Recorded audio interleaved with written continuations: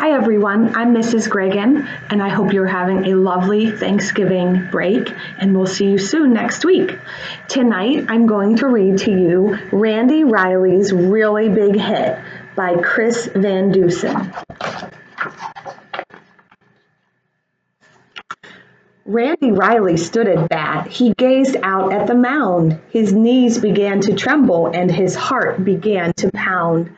Then Randy started thinking about the pitcher's throw. He wondered, without gravity, how far the ball would go.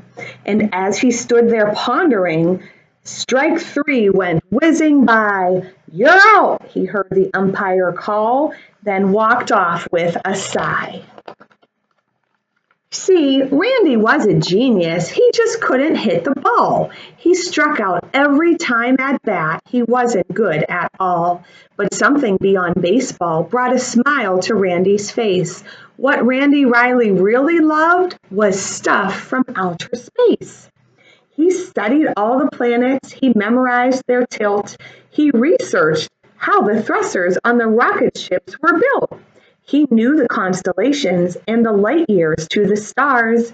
And wouldn't it be great, he thought, to ride a bike on Mars?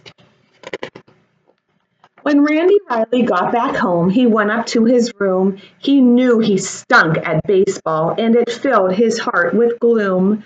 So he took his favorite robots from the shelf above his bed and staged a game of baseball with his robot team instead.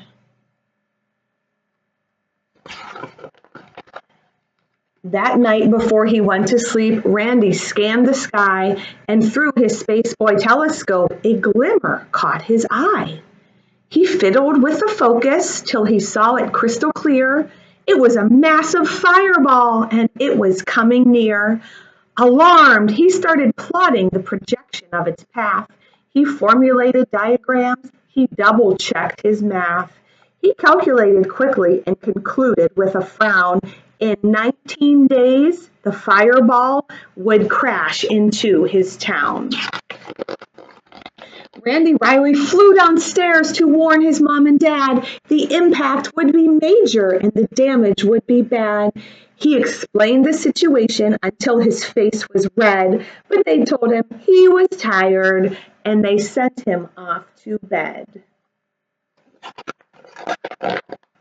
Poor Randy couldn't sleep at all. He thought the whole night through. By morning, it was obvious just what he had to do. He gathered what he needed with determined resolution and lugged it off behind the shed to work on his solution. Randy toited for 18 days while other kids had fun, but he was on a mission, so he worked till he was done. At breakfast on the 19th day, the news announcer said, "There's a special bulletin, emergency, code red. A fireball's approaching. It just flew past the moon. It's coming fast, so be prepared for it to hit by noon."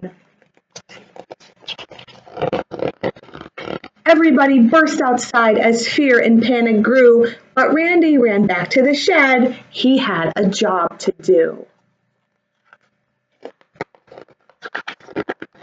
He grabbed the tarp and gave a tug. It slid off to reveal the mighty mammoth robot man he'd welded out of steel.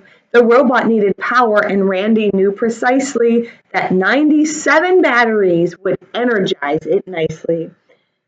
The eyes lit up, the engine whirred. Step one was now complete. So far, so good, thought Randy.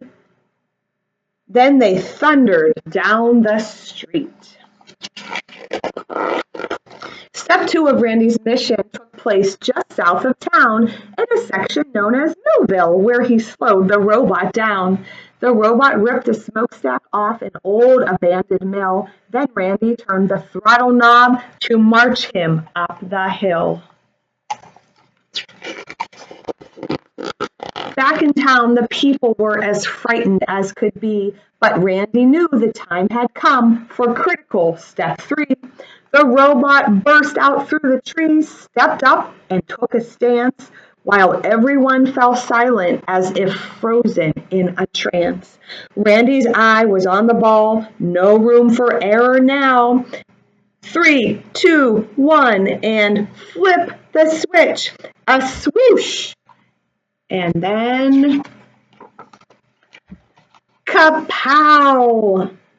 A blinding flash, a booming crash. He knew what he had done. Randy Riley had a hit, his very first home run. The fireball sailed out of sight, a rousing cheer began. Hooray for Randy Riley and his giant metal man. As the crowd went crazy, Randy stood there with a grin and mumbled, "How predictable, a fastball low and in." When things returned to normal after Randy saved the day, he went back to the baseball field to join his friends at play. And though he swings in earnest, he rarely hits the ball. But that's okay, because Randy's had the biggest hit of all.